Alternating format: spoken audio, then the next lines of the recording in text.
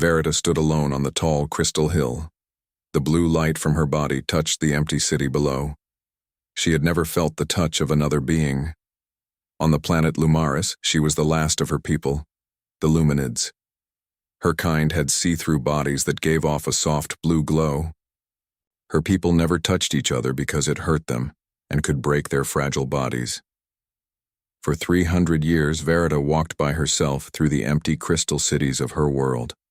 A terrible sickness had killed everyone except her. Now she lived alone, forever by herself. Her mind powers had grown very strong over the years, but there was no one to talk to. The quiet in her mind was painful. Each day she climbed the same hill and looked at the stars. She wondered if anyone else was out there. The record said other beings had visited long ago, but that was before she was born. Now there was only silence and the soft ring of crystal in the wind. One day something changed. Verita felt a strange buzz in her mind. New thoughts, many of them, were coming from above. She looked up and saw a small light moving across the sky. It grew bigger each minute. Visitors, she whispered to herself, the word strange after centuries of silence. Her blue glow pulsed with sudden hope. The human ship, Horizon, moved into orbit around Lumaris. Captain Nora Bell stood on the bridge looking at the planet on the big screen. "It's beautiful," she said, her green eyes wide. "Like a diamond in space." Science Officer Alan Grant studied his screen with growing wonder. His fingers moved quickly over the controls. "Captain, I'm picking up life signs," he said, his voice rising with excitement. "Just one, though, and it's strange. Unlike anything in our records." "Show me," Nora said, moving to his station. The screen showed a glowing figure standing on what looked like an old landing area. The figure seemed to be waiting. "One survivor?" Nora asked softly. Her heart felt heavy at the thought of a lone being on an empty world. "We need to meet them. Prepare a team to go down. Full suits until we know if the air is safe." 6 people boarded the small shuttlecraft. As they flew down to the surface, they saw amazing crystal towers and buildings that caught the light of the 2 suns. The crystals broke the light into rainbows that danced across the land. "My God," whispered Dr. Lisa Ford, the team's alien life expert. "It's the most beautiful place I've ever seen." The shuttle landed on the flat crystal pad. In the center stood a slender figure that looked human-shaped, but seemed made of living glass. Blue light pulsed gently through its body. Verita watched the metal ship land. After 300 years alone, she felt the minds of others. It was almost too much. So many thoughts, so many feelings. She took a step back, then gathered her courage and sent out a careful thought. "Welcome to Lumaris. I am Verita, the last Luminid." Inside their helmets, the humans jumped in surprise as the gentle voice spoke directly in their minds. "Did you hear that?" asked Rick Winters, the pilot. "In my head?" "Telepathic communication," said Lisa with wonder. "It's speaking to us mentally." Nora stepped forward from the group. She forced her voice to be calm despite her amazement. "I am Captain Nora Bell from Earth. We come as friends." "Earth?" Verita's thought voice came again. "I have read about your world. Your people visited mine 5,000 years ago, but you were different then." "We've changed over time," Nora said with a small smile. "May we come closer to you?" Verita's glowing form flickered with worry. "My kind cannot touch each other without pain. I do not know if touching your kind would hurt me, or you." "We'll stay back," Nora promised. "We're here to learn and to help if we can." Help? The idea seemed new to Verita. What help could there be for the last one of a dead race? "We don't know yet," Nora said gently. "But at least you don't have to be alone anymore. That's something to start with." For the first time in hundreds of years, Verita felt a new feeling grow inside. Her crystal body, it felt like hope.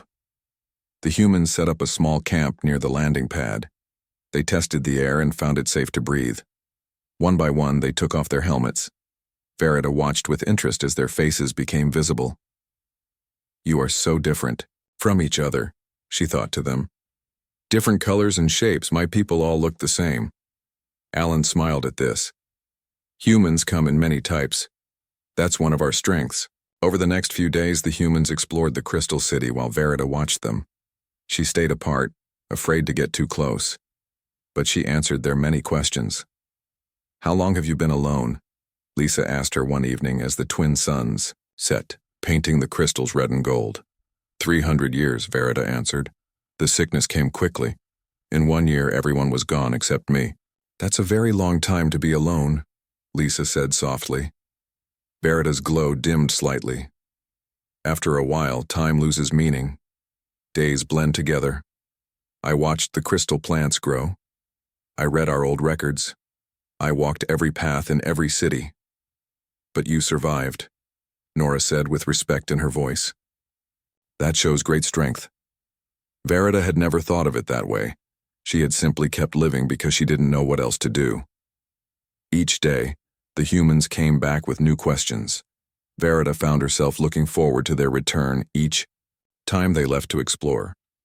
When they were gone, she felt the silence again, heavier now that she knew what it was like to not be alone. On the 5th day, a storm came. The humans had to stay in their camp. Verita stood outside, letting the rain pass through her semi-solid form. She could see the humans watching her from their shelter. For the first time in centuries, she was being seen. She existed to someone other than herself. When night fell and the storm passed, Verita saw one human walking toward her. It was Alan, the science officer. He stopped a safe distance away. May I ask you something? He said. You have asked many things, Verita answered in his mind. Alan smiled. Yes, but this is different. Would you like to come with us someday? To see the stars and other worlds? No one should have to stay alone forever? The question stunned Verita. Leave Lumaris? She had never considered it possible. I do not know, she answered honestly. This is my home. But there is nothing left for me here except memories. You don't need to decide now, Alan said kindly. We'll be here for weeks. Think about it. That night, Verita stood on her crystal hill and looked up at the stars with new eyes. For the first time in 300 years, she had a choice to make, a future to consider. She was no longer just surviving. She was beginning to live again. The humans built a small camp near the landing spot. For 2 weeks, they studied the crystal cities while keeping a safe distance from Verita. They found amazing things in the empty buildings, machines that still worked after hundreds of years, and energy systems they had never seen before. Verita liked talking to Alan the most. His mind was clear and calm, making it easy for her to share thoughts with him. She showed him the city where she had lived before everyone died. Your people built such amazing things, Alan said one day as they sat near a tall crystal tower. The way you used energy from the crystals without hurting your world. Earth scientists would love to learn that. You can learn it, Verita told him in his mind. There is no one left to keep these secrets, and they should not be lost when I am gone. Don't talk about being gone, Alan said firmly. We might find others like you somewhere in space. My people never built ships to go far into space, Verita explained. We could not put many of us in one place because we hurt each other when too close. Alan wasn't wearing his helmet now. The humans had learned the air was safe to breathe. His kind face looked at Verita with care. Maybe you don't need to find more of your kind, he suggested. Maybe you could have a life with other beings who don't hurt you. Verita's blue glow got brighter with surprise. Live with humans? Or other friendly beings in space, Alan said. The universe is huge with many different kinds of people. Someone out there could be your friend. For the first time, Verita thought about leaving her lonely world. The idea was scary but exciting too. Their talk was cut short by a call from the camp. Alan, come back now. It was Nora's voice from his radio. A big sunstorm is coming. Alan stood up quickly. I need to go. Will you be okay out here? I was born on this world. The storms cannot hurt me, Verita told him. But your camp might break. You should move your ship to the big crystal building to the east. Its walls will keep you safe. As Alan ran back to warn the others, Verita watched him go. She felt something new, worry for someone else. After so long alone, she cared what happened to these star visitors. The storm came fast and strong. The twin suns shot out waves of burning light that hit the planet hard. The humans moved inside the crystal building Verita had shown them, but their tools and machines were still outside. Verita watched from far away as Alan and Sam, the ship engineer, went out in their safety suits to save what they could. The wind was very strong now, throwing small crystal pieces through the air like sharp knives. "Alan, look out behind you," Verita shouted in his mind as she saw a big crystal break off from a tower. Her warning was too late. The crystal cut through Alan's suit at his shoulder. He fell down, crying out as air hissed from the hole. Without thinking, Verita rushed forward. She moved faster than she ever had before, sliding across the ground to reach him. She got to Alan, before Sam could. She pressed her see-through hand against the tear in his suit. When she touched him, a shock went through her body. But not pain like she expected. Instead, a warm feeling spread from where she touched his suit through her whole body. "I can touch you," she said in wonder as she held the tear closed until Sam could fix it. "Thank you," Alan gasped when his suit was fixed. "You saved my life." "You are not like me," Verita realized. "The pain that happens when I touch my own kind does not happen with your kind." Back inside the crystal building, Dr. Lisa checked Alan's shoulder while Verita watched from across the room, still amazed that she could touch humans safely. "It's just a small cut," Lisa said. "You're very lucky." "No," Alan said, smiling at Verita. "I'm lucky to have a good friend, one who just found out she can touch us without getting hurt." Verita's glow pulsed with feelings. "In 300 years alone, I never tried to touch other beings. Sometimes we just accept things without asking if they're really true," Nora said kindly. That night, after Alan had rested and the storm was over, he found Verita looking up at the 3 moons that circled her world. "Can I try something?" he asked softly. Verita turned her crystal head toward him. "What do you want to try?" Slowly, so she could see what he was doing, Alan held out his hand with the palm up. "If you feel okay with it, I'd like to see if you can feel my hand without the suit between us." Verita waited, then slowly moved her hand toward his. Very carefully, she lowered it until it rested lightly on his open palm. The feeling was amazing. Warmth, softness, pressure, all new to her. After hundreds of years without touch, her body glowed brighter with emotion. "I can feel you," she told him, her mind voice full of wonder. "After so long, I can feel another being." "And I feel you," Alan said quietly. "Like holding cool silk that glows with light." They stayed that way for many minutes, 2 beings from different worlds sharing the simple miracle of touch. The next day, the humans started to study the energy systems of the Crystal City. Verita showed them how her people had used the natural power of the crystals to run their machines and lights. "This could help Earth a lot," Rick said as he looked at the glowing crystal power center. "Our world needs clean energy." "You are welcome to learn it," Verita told them. "But please do not break the crystals. They are special to my people." "We'll be careful," Nora promised. "We only want to understand how it works."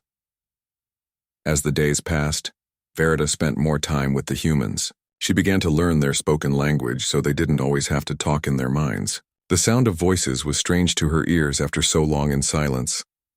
One night, Alan found Verita on her favorite hill. "I've been thinking," he said. "Would you like to see our ship tomorrow? You've shown us your world. I'd like to show you a little bit of ours." Verita's glow brightened with excitement. "I would like that very much." The next day, she walked with Alan to the big ship Horizon that had brought the humans to her world. It sat on the landing pad, shiny and strange against the crystal landscape. Inside, Verita looked around with wonder. The metal walls, the blinking lights, the humming machines. all so different from the quiet crystal buildings she knew. "This is where we live when we travel between stars," Alan explained.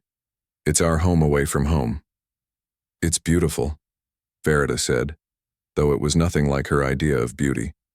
But it was new and different and full of life. In the control room, Nora showed her the screens that displayed the stars and planets around them. "Your world is here," she said, pointing to a bright dot on the screen. "And our world Earth is way over there." She moved her finger to show a tiny dot very far away. "So far," Verita said softly. "Yet you came all this way." "That's what humans do," Alan told her with a smile. "We explore. We reach out. We try to find others in the big empty space." Looking at the star map, Verita felt something stir inside her. A wish to see these other worlds, to know if there were more beings like these humans who could touch her without pain, who spoke with voices and lived in metal ships. "Thank you for showing me this," she told Alan as they left the ship. "I've lived on this world my whole life, but I never knew how small it was until today." "It's not small," Alan said. "It's your home, and it's beautiful. But there's a whole universe out there too if you ever want to see it." That night, Verita thought about his words as she looked up at the stars. For the first time, she wondered what it would be like to visit those distant lights, not as a lost, lonely being, but as a friend to these humans who had changed her world forever. 2 months passed. The humans learned a lot about the crystal energy systems that had powered Verita's world. With her help, they began to understand how the clean energy worked. They were excited about using these ideas on Earth, but not everyone wanted the same things. "We got a message from Earth," Gary, the radio man, told Nora one morning. "They want us to do something new." Nora read the message and frowned. "They're sending a team to take crystals? That wasn't our job." "The energy readings we sent them got the attention of the big mining companies," Gary explained. "They want to start taking crystals right away." "But that would destroy what's left of Verita's world," Alan said when Nora told the team. "These aren't just rocks, they're buildings, they're her people's history. They're all she has left." "I know," Nora said sadly. "I told Earth this is wrong, but they didn't listen. The mining ship will be here in 3 weeks." That evening, Alan went to find Verita at her favorite spot overlooking the Crystal City. "I need to tell you something," he started. Before he could say more, Verita spoke in his mind. "Your people want to take the crystals." Alan sighed. "You heard us thinking about it. Not on purpose. Your worries were very loud in your minds. I could feel them. I'm sorry, Verita. This isn't what we came here to do. We're explorers and learners, not crystal takers." "I understand that your world needs resources," Verita said calmly. "Your Earth has many people to care for." "That doesn't make it right," Alan said firmly. "These crystals are your home, not things for us to take." Verita's glow dimmed a little. "What will happen to me if they take the crystals?" The question hit Alan hard. He hadn't even thought about how the crystal mining might hurt Verita herself. "I don't know," he admitted. "But I promise we won't let anything bad happen to you." Over the next few days, the team argued among themselves. Some thought the crystal energy was too valuable to leave, while others agreed with Alan and Nora that taking the crystals was wrong. Dr. Lisa made an important discovery while studying Verita. The energy in Verita's body is exactly the same as the energy in the crystal buildings, she told everyone at a meeting. "They're not just similar, they're the same." "What does that mean?" Nora asked. "It means the crystals aren't just buildings," Lisa explained. "They're more like sleeping luminids, or maybe what's left of them after they die. Taking them would be like robbing graves," Alan finished, looking upset. "Or worse." When they told Verita what they found, she wasn't surprised. "Yes," she said simply. "The crystals hold the spirit of my people. When a luminid dies, they turn into crystal, adding to our cities. I am the last moving luminid, but not the last of my kind. My whole race is here, just in another form. This changed everything." Nora sent an urgent message to Earth explaining that what they thought were just buildings were actually transformed luminids. living beings in another state. The answer came back quickly. Start testing crystal samples. Anyway, not enough proof that crystals are alive. Mining team arrives in 10 days. They don't believe us, Nora said angrily. Or they don't want to. That night, a small shuttle landed near the research base. 4 people with heavy equipment stepped out. An advance team from the mining company, sent to start work before the main mining crew arrived.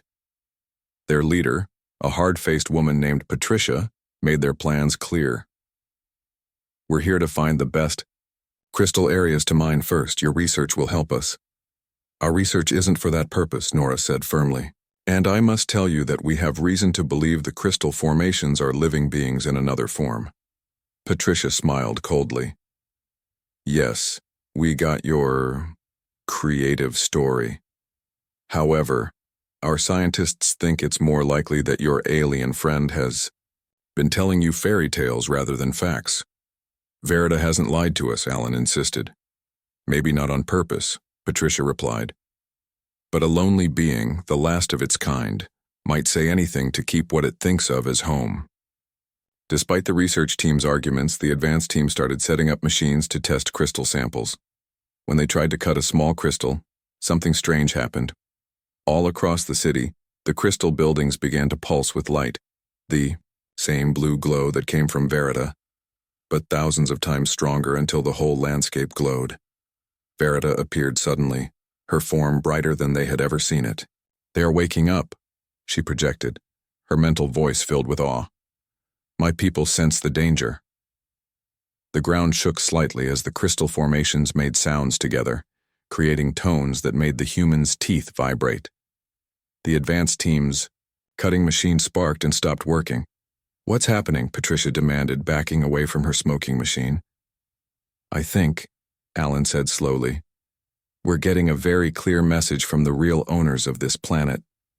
The show of power was impressive but short. Within minutes, the crystals returned to their normal state, though they kept giving off a soft glow that hadn't been there before. Verita came closer to the humans, her form still shining brightly. They will not let themselves be taken, she told them. They have been peaceful for thousands of years, but they will protect themselves if they must. Patricia and her team went back to their shuttle, clearly scared. Earth Command will hear about this, she warned as they got ready to leave. This changes how we'll mine, but not our plans to do it. After they had gone, Alan turned to Verita. What just happened? I thought your people were, well, not awake in their crystal form. They are not awake as you understand it, Verita explained. But they are not gone either. They exist in a state between saved energy patterns that can respond to certain dangers. The attempt to cut them triggered a defense response. Will it be enough to stop the mining team? Lisa wondered. Verita's glow dimmed slightly.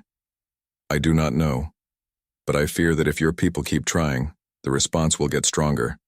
My kind was peaceful, but the defense powers built into our changed state are very strong. They could destroy your ship and your people. Nora made a decision. We need to leave. If the mining company won't listen to reason, perhaps they'll listen to a direct warning. Verita, would you come with us to Earth to speak for your people? The question hung in the air. Verita had never thought about leaving Lumaris, had never imagined leaving the crystal forms of her people. But if going away for a while meant saving them from destruction, I will go, she decided finally. But I must come back, whatever happens. I cannot leave them forever. Of course, Alan promised. We'll bring you home again. As they got ready for emergency departure, Alan noticed Verita staring up at the crystal towers with a sad look. Are you saying goodbye? He asked gently. In a way, she answered, but also making a promise to return. They have been alone with me for centuries. Now they will be truly alone until I come back. Alan hesitated, then slowly held out his hand. Not alone, connected. Just like you're not alone anymore. Verita placed her crystal hand in his, and the now familiar warmth spread through her body. No, she agreed. Not alone anymore. The trip to Earth took 3 weeks in the big ship Horizon. For Verita, every day away from Lumaris felt strange but exciting. She spent hours looking out the windows, watching the stars go by and thinking about the huge universe she had never expected to see. The humans made a special room for her on the ship. They put some crystal pieces from Lumaris there to help her feel at home. Alan visited her every day. Sometimes they just sat quietly together. Other times they talked about their different worlds. "Are you nervous about Earth?" he asked as they got closer to their destination. "More curious than scared," she told him. "Your world sounds so different from mine, so full of life and movement and sound. I wonder if it will be too much for me." "We'll go slowly," Alan promised, "and you'll have all of us with you." When Earth finally appeared on the big screen, a blue-green ball in the darkness of space, Verita's form pulsed with feeling. "It's beautiful," she said. "So much water. That's what makes us special," Nora smiled. "We're a water planet with some land rather than the other way around." The real challenge began after they landed. Everyone on Earth wanted to see the last Luminid. Scientists, government people, and news reporters all wanted to talk to Verita. Through it all, Alan stayed by her side, a steady friend in this new, busy world. The mining company fought hard to keep their rights to take crystals from Lumaris. "The energy we could get would solve Earth's power problems for hundreds of years," their leader argued during a big meeting. "We can't put the feelings of some crystals ahead of humanity's needs." "Some crystals?" Alan answered, showing videos of the Crystal City's response to the cutting attempt. "The proof is clear that these formations can defend themselves. More importantly, they are the changed form of Verita's people." The debate went on for days, with people taking both sides. Finally, the council asked Verita to speak to them directly. Standing before the gathered officials, her crystal form glowing softly in the government hall, Verita shared her thoughts with everyone present. "I do not ask you to stop looking for energy. I only ask that you respect that what you see as resources are my people. They are not gone, they are changed. If you destroy them, you harm an entire civilization." She paused, her glow pulsing slightly before continuing. "But I offer a middle way. My people made ways to use the natural energy of our crystals without breaking them. With Alan's help, I have turned this knowledge into words your scientists can understand. We give this freely, asking only that Lumaris be made a protected world." The whispers that spread through the room were hopeful. The plans Verita shared showed an energy system much better than mining, with ideas that could be used on Earth without taking a single crystal from Lumaris. After 2 months of talks and tests, the council voted. Lumaris would be listed as a MOD, protected world under the Special Places Law. A small research station would be allowed to stay, with science teams studying and using the energy technology Verita had shared. "You did it," Alan told her after the final vote. "You saved your people." "We saved them," Verita corrected him. "I could not have done this alone." As they got ready for the trip back to Lumaris, Alan grew unusually quiet. Finally, one evening, as they watched the sun set from the window of the Earth space station, he spoke the words he had been holding back. "I've been chosen to lead the research team on Lumaris," he said. "If that's okay with you?" Verita's form brightened. "You're coming back with me?" "Yes, but—" He paused. "I wanted to ask, would it bother you if I stayed? Not just for the research, but to be with you." For a moment, Verita was silent, her form pulsing with mixed feelings. "You would leave your world? For me?" "I would, if you want me to." "I have been alone for centuries," Verita said softly. "The thought of sharing my world with you, it gives me hope I had forgotten how to feel." Gently, she reached out to touch his hand. Over their months together, this simple contact had come to mean everything to both of them. When they returned to Lumaris, they found the crystal cities glowing more brightly than before, as if welcoming them home. The small research team set up their base with care for the crystal structures, using Verita's guidance to make sure they disturbed nothing. In the years that followed, Verita was no longer the last lonely Luminid. Though her crystal form remained the only one that could move, She was surrounded by humans who valued her and her history. Most importantly, she had Alan, whose kind presence filled the emptiness of hundreds of years. One evening, 5 years after their return, Verita and Alan sat on their favorite Crystal Hill, watching the 3 moons rise. "Do you ever regret it?" Verita asked, now able to speak out loud through a small device the human scientists had made for her. "Leaving Earth behind?" Alan smiled, taking her crystal hand in his. "Never. Home isn't just a place. Sometimes it's a person." Around them, the crystal city glowed with soft blue light. 1,000 changed luminids silently watching over something their kind had never known. The power of a connection that went beyond physical form. The scientists had learned even more about the crystal beings. They found ways to help Verita communicate better with her transformed people. Sometimes, when the light was right and the silence deep, the crystals would pulse in patterns that Verita could understand. "They're happy," she told Alan one night as they walked through the glowing city. "They feel safe, protected." "As they should be," Alan said. "Earth has kept its promise. No mining ships have come." Instead, research teams came to learn. The crystal energy systems were now being built on Earth and other human worlds. Clean power flowed without hurting anyone or anything. It was a new age of friendship between the 2 species. More humans came to live on Lumaris. A small town grew near the Crystal City. Children were born there, the first to grow up knowing both human ways and luminid history. Verita loved watching them play among the crystal towers, their laughter filling spaces that had been silent for centuries. "What are you thinking?" Alan asked her one day as they watched the children run. "First, I'm thinking that life finds a way," she answered. "My people thought our end had come with the sickness. I thought I would be alone forever. We were both wrong." "Good thing we were wrong," Alan said, squeezing her hand. At night, when the children were asleep and the research teams resting, Verita would sometimes walk alone to the highest crystal tower. There she would place her hands on the glowing surface and feel the faint pulse of her transformed people.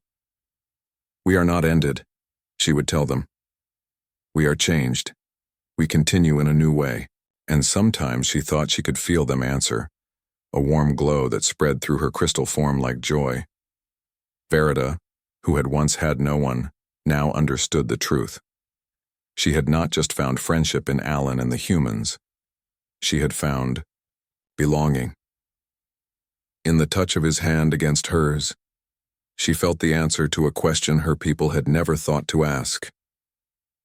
Perhaps the greatest strength was not to move beyond physical touch, but to discover its healing power across the boundaries of worlds. And